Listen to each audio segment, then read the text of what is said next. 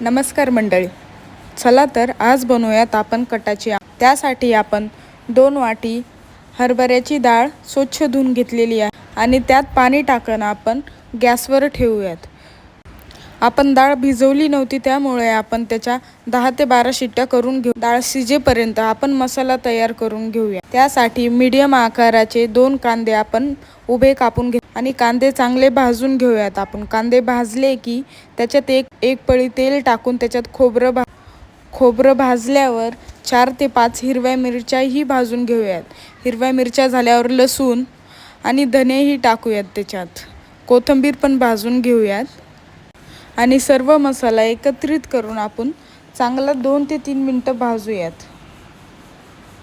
मसाला भाजला की काढून घेऊयात आणि त्याच तव्यावरती एक पळी तेल टाकून आपण शिजलेली डाळ ही भाजून घेऊयात। डाळ भाजली की आपण मसाला मिक्सरमधून वाटून घेऊ। त्यानंतर आपण एक कढईमध्ये 2 पळी तेल टाकूयात। त्यामध्ये मोहरी, कढीपत्ता टाकून मसाला टाकूयात आणि मसाल्याला तेल सुटेपर्यंत भाजू आणि डाळीलाही वाटून तीही त्यामध्ये टाकूया। अशा प्रकारे आपली कटाची आमटी